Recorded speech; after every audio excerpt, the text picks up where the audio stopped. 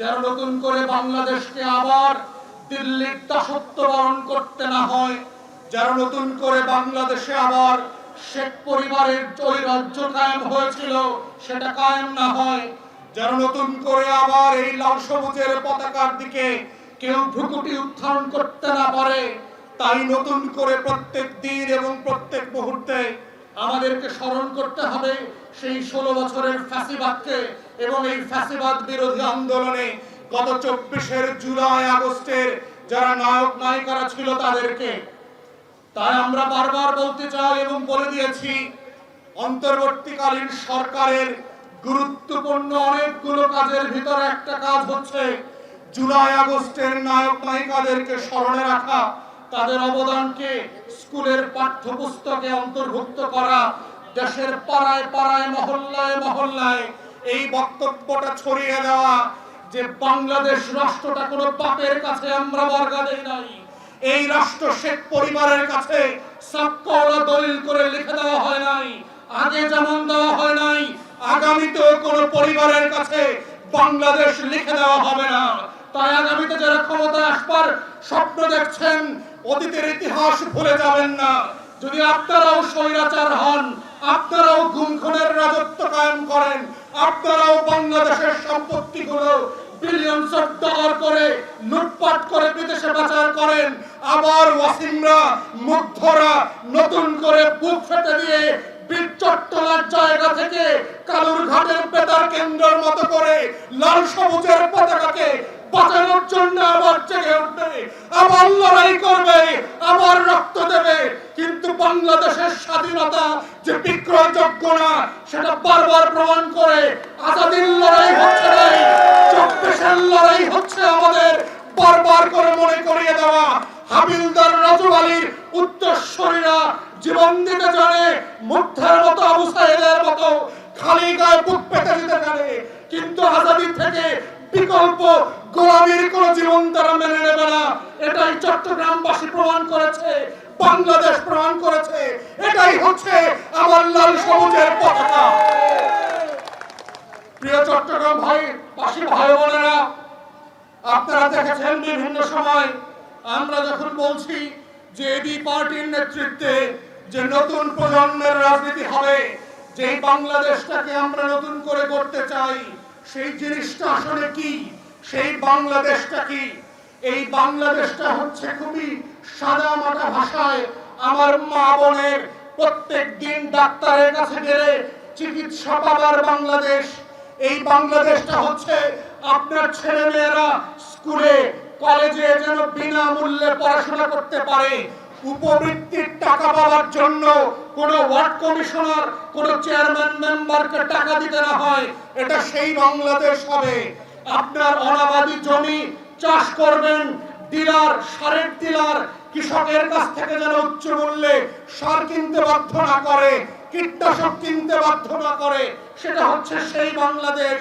আপনি পথে ঘাটে রাতে চলাফেরা করবেন, আপনার মেয়ের দিকে কেউ যেন খারাপ দৃষ্টিতে তাকাতে না পারে। আমরা সেই বাংলাদেশ করতে চাই, যেই বাংলাদেশে আপনারা যারা কৃষক আছেন, চাষ করছেন, চাষ করবার পরে ন্যায্য মূল্যে আপনার চাষের ধান চাল বিক্রি করতে পারবেন, আলু পটল বিক্রি করতে পারবেন, পেঁয়াজ আদা রসুন বিক্রি করতে পারবেন। আমরা সেই ন্যায্য মূল্যে কৃষকের দাম পাওয়ার বাংলাদেশটা চাই। আমরা সেই বাংলাদেশ চাই যেই বাংলাদেশে আমার মা বোনের ইজ্জত সম্মান ভুলুণ্ঠিত হবে না।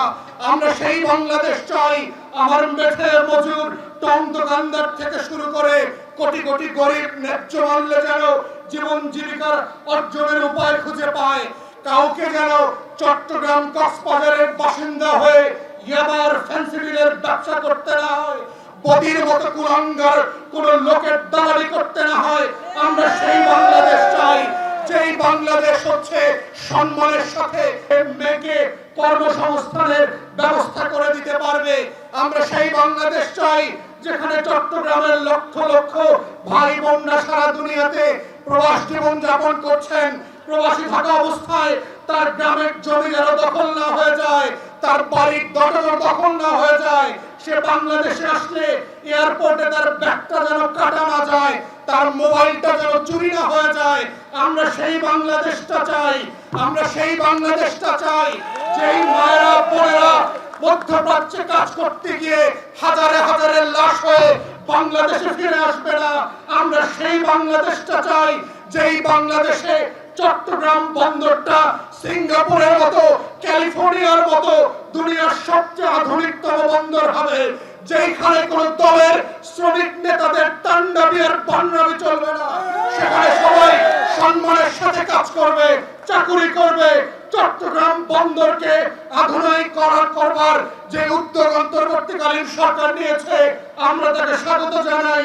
শুধুমাত্র একটা শর্ত, বাংলাদেশের স্বার্থ যেন কোনোভাবে ভুলুণ্ঠিত না হয়। আমার জাতীয় নিরাপত্তা, আমার স্বাধীনতা, আমার সার্বভৌমত্বকে সামনে রেখে যেই কোনো চুক্তি যদি আপনারা করেন, চট্টগ্রাম বন্দরকে যদি আপনারা সিঙ্গাপুরের মতো দক্ষিণ পূর্ব এশিয়ায় বঙ্গোপসাগরে এবং দক্ষিণ চীন সাগরে একটা হাব করতে পারেন, এমন যে কোনো উদ্যোগকে আমরা স্বাগত জানাবো। এবং এটাই হচ্ছে বাণিজ্য নগরী রাজধানী হিসেবে চট্টগ্রাম এবং বাংলাদেশকে আগামী প্রজন্মের বাংলাদেশ বানানোর দায় দরদের রাজধানী বানানোর একমাত্র শর্ত। সেই হিসাবে আমরা চাচ্ছি চট্টগ্রাম বন্দর আধুনিক করতে হবে এবং এটার মধ্য দিয়ে চট্টগ্রামের লক্ষ লক্ষ বেকার যুবকদের কর্মসংস্থানের ব্যবস্থা করতে হবে। বাংলাদেশ দুটি, আমরা বলছি চট্টগ্রামের এই সমুদ্র সীমাকে ধরে নিয়ে কক্সবাজার সহ পুরো অঞ্চলকে ঘিরে আধুনিক মৎস্য শিল্প ডেভেলপ করতে হবে। বাংলাদেশের এই যে 4000 নটিক্যাল মাইল এরিয়ার ন্যূনতম যে সীমানা আছে, যেটা লক্ষাধিক নটিক্যাল মাইলে চলে যাবে, আমাদের পুরো সমুদ্র সীমান্ত যদি আমরা ধরি, সেটাকে ঘিরে আমাদের মৎস্য ব্যবসা এবং শিল্পকে ডেভেলপ করতে হবে। হাইটেক শিপ দিয়ে বাংলাদেশের জেলেরা যেন মাছ ধরতে পারে সেই ব্যবস্থা করতে হবে। 200 বছর আগের কাঠের সাম্পান দিয়ে এই সমুদ্র দিয়ে 2025 সালে মাছ ধরে সেই মাছের ব্যবসা করে আপনি কোটিপতি হইতে পারবেন না।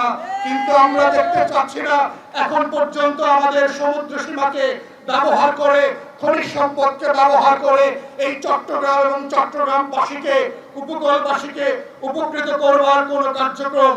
তাই অন্তর্বর্তীকালীন সরকারকে আমরা আহ্বান জানাচ্ছি, অবিলম্বে আমাদের যে বিশাল সমুদ্র সম্পদ আছে, মাছ আছে, খনিজ সম্পদ আছে, সেটাকে আহরণের ব্যবস্থা করেন এবং বাংলাদেশের লক্ষ লক্ষ বেকার যুবককে কর্মসংস্থানের ব্যবস্থা করেন। চট্টগ্রামকে ঘিরে এবং পুরো সমুদ্র অঞ্চল, পাহাড়কে ঘিরে যে বিশাল পর্যটন শিল্প তৈরি করবার সুযোগ আছে। আমরা দাবি করছি অন্তর্বর্তীকালীন সরকারকে আপনারা উদ্যোগ নেন, চট্টগ্রামকে ঢেলে সাজান।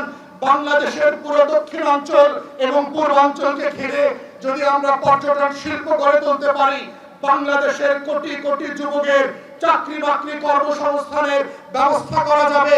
লাশ হওয়ার জন্য মধ্যপ্রাচ্যে আমার কোনো মা বোনকে চট্টগ্রাম থেকে যেতে হবে না। তারা সম্মানের সাথে, মর্যাদার সাথে চট্টগ্রামে চাকরি করবে, ট্যাক্স দেবে, কর দেবে, বাংলাদেশের অর্থনীতি ঘুরে দাঁড়াবে। চট্টগ্রামে আর ভাবনার জায়গা হচ্ছে এখানে জাহাজ ভাঙা এবং নতুন করে জাহাজ বানানোর যে শিল্প, আমরা গণমাধ্যমে দেখেছি আগামী 10 বছরে সারা দুনিয়াতে প্রায় 15,000 জাহাজকে ভাঙতে হবে, কারণ তাদের মেয়াদ শেষ হয়ে গেছে।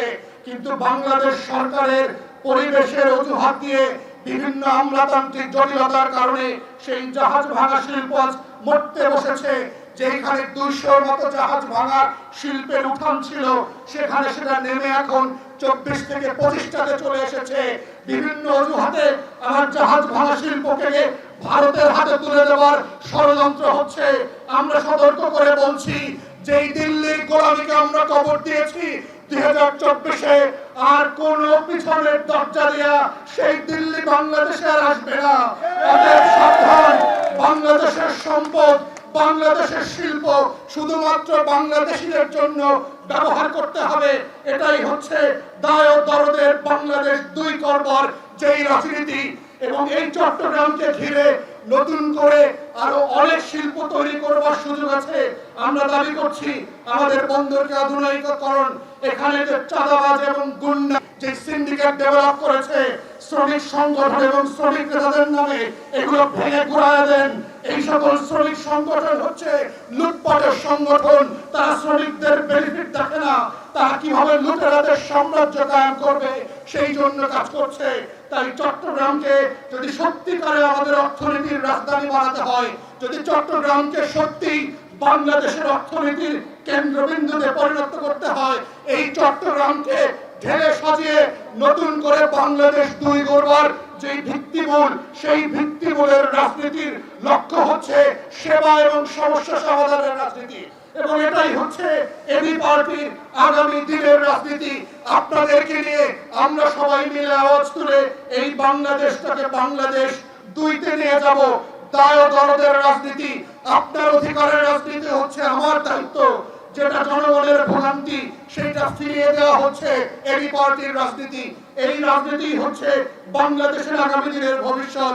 অতএব সেই রাজনীতির পতাকা তলে চট্টগ্রামবাসীকে আসবার আহ্বান জানিয়ে আমার বক্তব্য এখানে শেষ করছি। সবাইকে